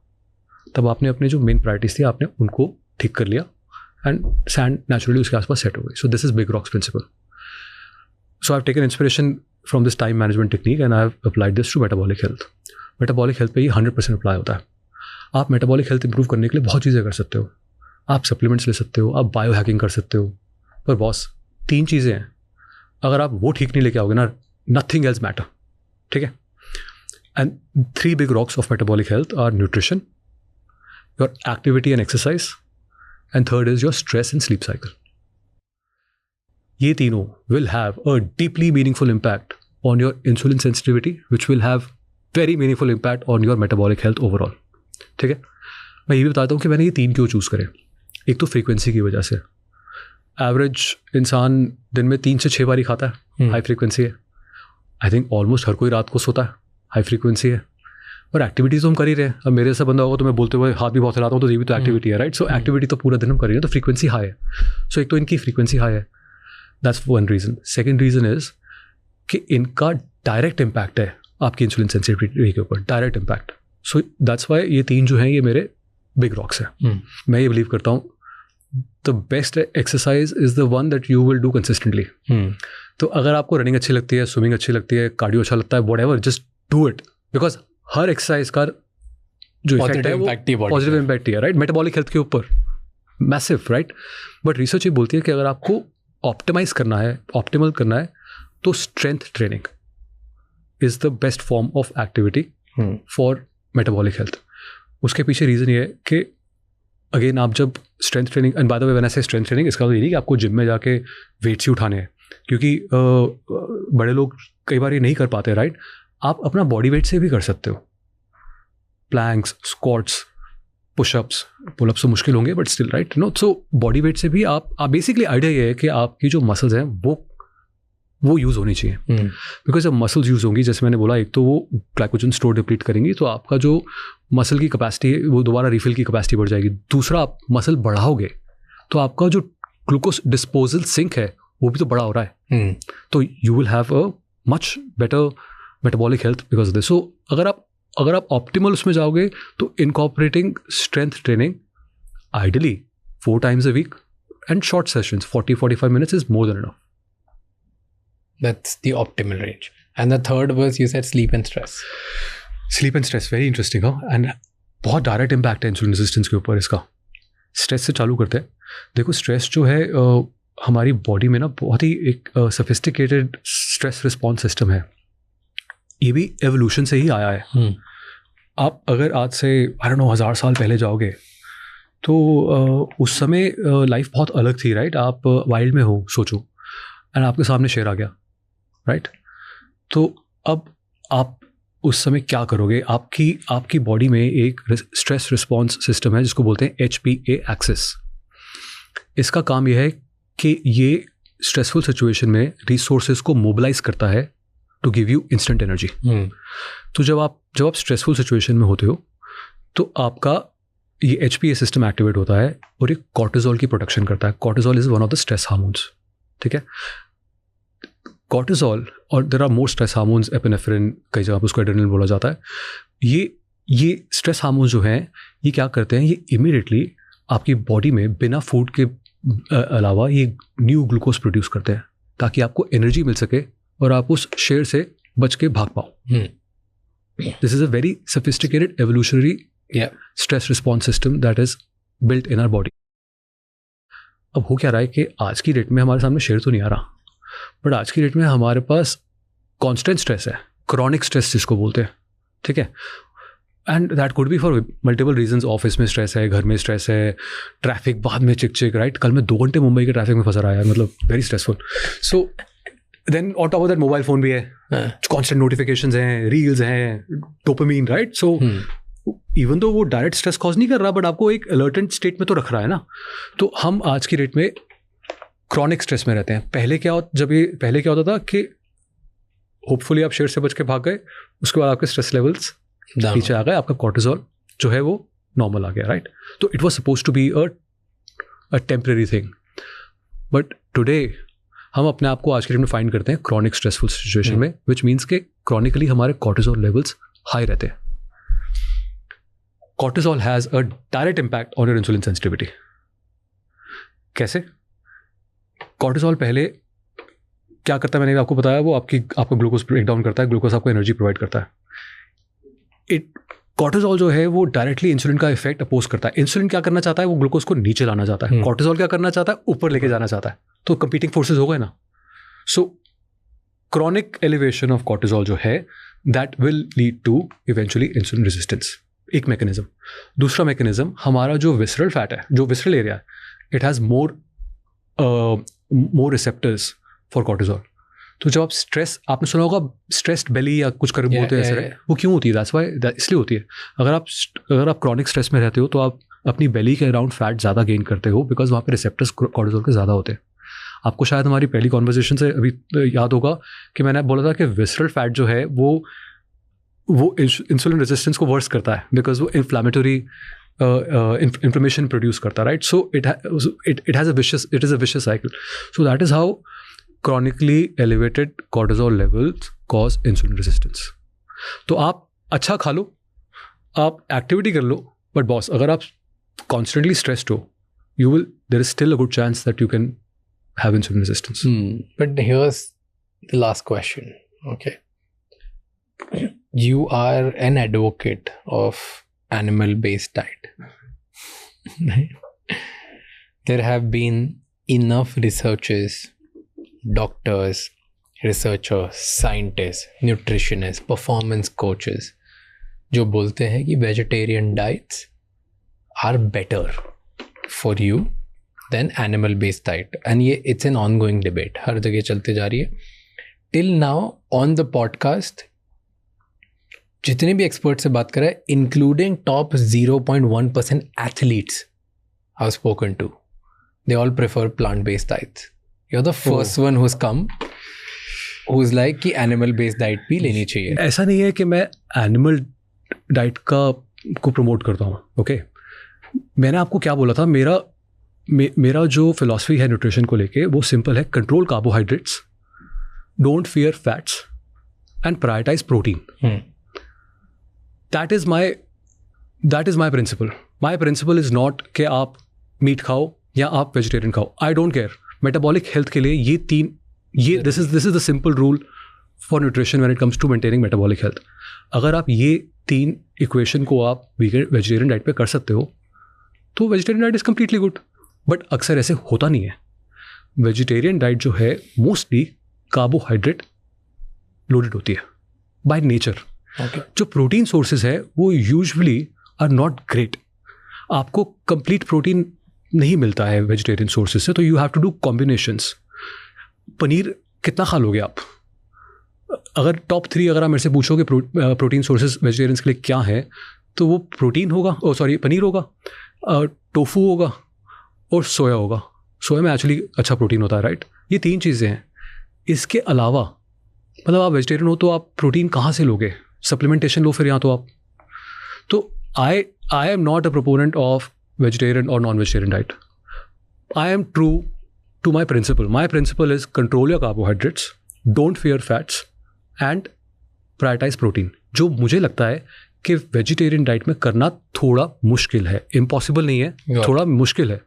तो आप प्लीज़ अपनी आप वेजिटेरियन डाइट पर रहो, बट आप इस रूल को फॉलो करो, कार्बोहाइड्रेट्स को कम करो, आप अच्छे फैट्स इनकॉर्पोरेट करो अपनी डाइट में, और प्लस आप प्रोटीन को प्रायोरिटाइज करो. अगर आप ये मैनेज कर सकते हो तो vegetarian diet is totally fine. Fair. So you are not like propelling which diet is superior or which diet is inferior. It's just prioritize protein.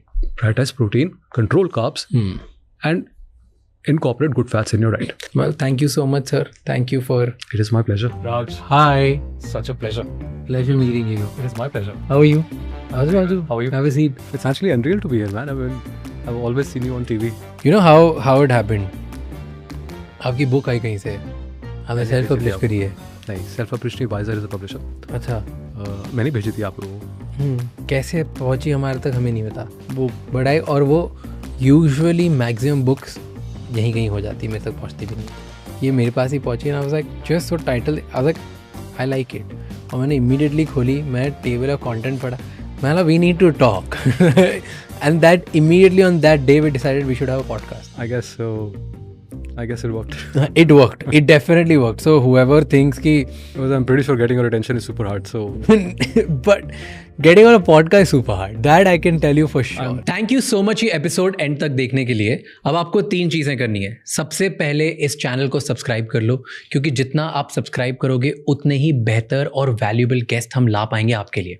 Number 2, मुझे कमेंट्स में बताओ इस एपिसोड में आपको क्या अच्छा लगा और क्या गंदा लगा, ताकि हम वो मिस्टेक्स रिपीट ना कर पाए. एंड कौन से ऐसे गेस्ट हैं जो आप देखना चाहते हो वापस हमारे पॉडकास्ट पे, ताकि हम उन्हें लेके आएँ और आपको ज़्यादा ज़्यादा वैल्यू दे पाएँ. एंड नंबर 3, ये एपिसोड किसी एक इंसान के साथ ज़रूर शेयर करना, क्योंकि one conversation can change someone's life. I'll see you next time. Until then, keep figuring out.